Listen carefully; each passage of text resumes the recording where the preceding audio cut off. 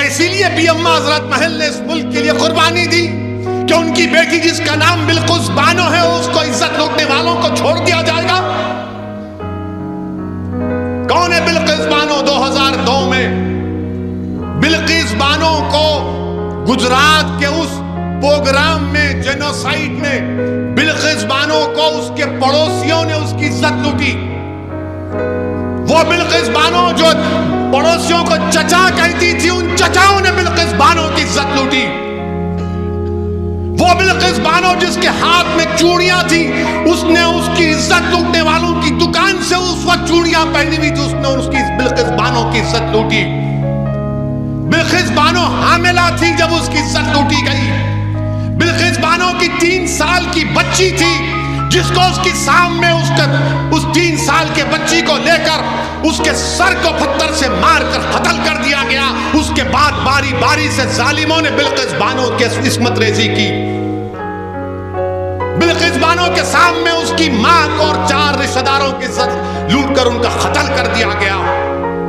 बिल्किस बानो बरहाना हो चुकी थी, कपड़ों का टुकड़ा लेकर आदिवासी भाइयों बहनों के पास भागते छुपते फिरी, वो कपड़ा दिए। बिल्किस बानो के शौहर ने अपनी बीवी को हिम्मत दिलाई। मैं सलाम करता हूं बिल्किस बानो के शौहर को।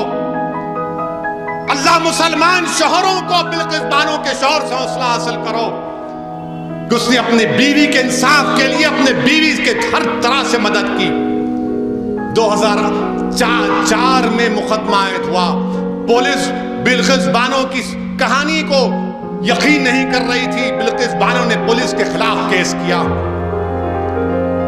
मेडिकल डॉक्टरों ने झूठी रिपोर्ट दी, बिल्किस बानो ने इनके खिलाफ रिपोर्ट की, मुकदमा किया।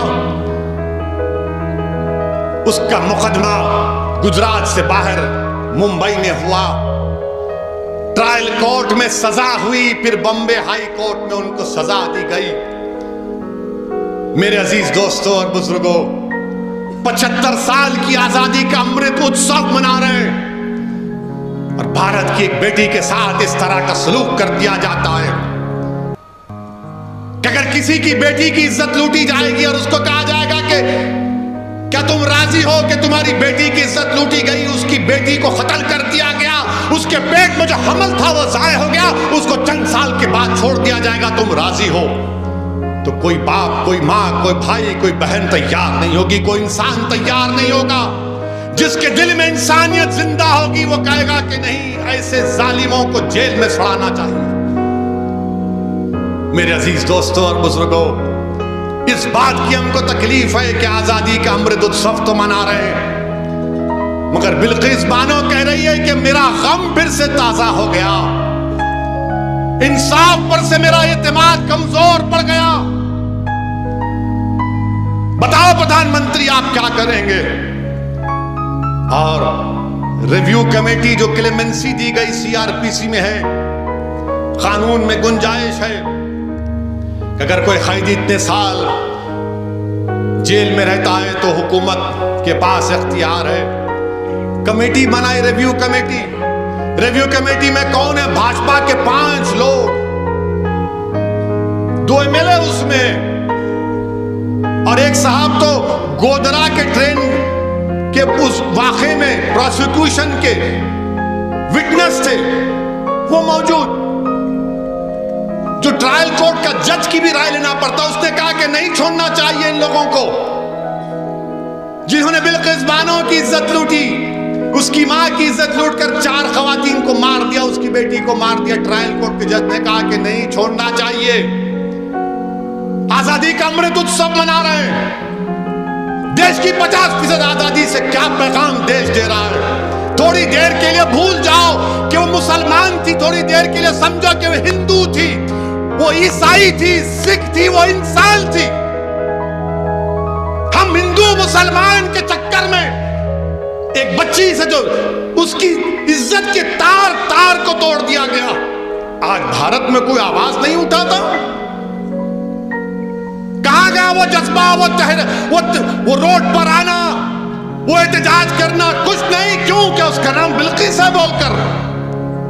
याद रखो, आज बिल्किस से हुआ, कल किसी और से खुदा ना खास्ता ना हो जाए। और वो क्या कहती है? एमएलए जो रिव्यू कमेटी के एमएलए एक टीवी चैनल के इंटरव्यू में कहती है, क्या कहती है? जिन लोगों ने बिल्किस बानो की इज्जत लूटी वो ब्राह्मण है और संस्कारी है। किसी की बेटी की इज्जत लूटने वाला संस्कारी हो सकता है जालिम? अगर तेरी बेटी की कोई इज्जत लूटे तो संस्कारी कहेगा तू उसको? इस तरह की बात ऑन रिकॉर्ड कही गई। हम भारत के प्रधानमंत्री से पूछना चाह रहे हैं, ट्रिपल तलाक का कानून आपने बनाया था, आपने पार्लियामेंट और पार्लियामेंट के बाहर कहा था कि मैं मुस्लिम बहनों का भाई हूं।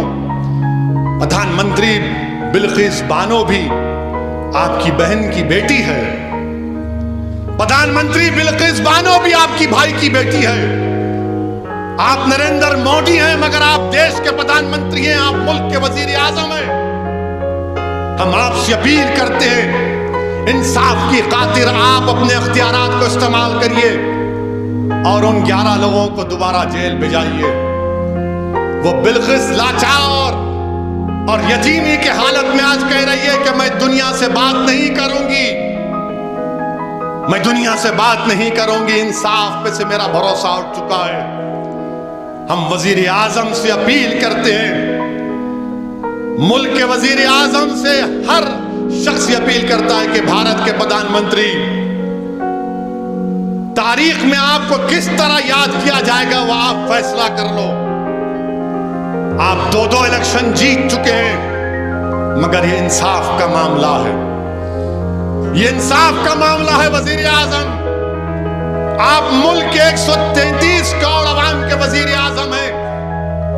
आप सिर्फ वोट डालने वालों के वजीर आजम नहीं है, देश के प्रधानमंत्री। आप अपने इख्तियारात को इस्तेमाल करो। बिल्किस बानो अपने घर से निकलने से डर रही है। हम देश के वजीर आजम से, मुल्क के वजीर आजम से कहना चाहते हैं, आजादी का अमृत उत्सव मनाइए मगर देश की 50% आबादी को आपकी सरकार ने, आपकी पार्टी ने गलत पैगाम दिया।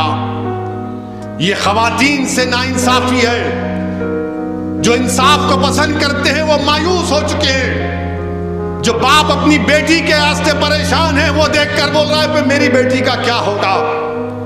इस मुल्क में कोई दिन नहीं जाता जब हमारी खवातीन पर जुल्म नहीं किया जाता।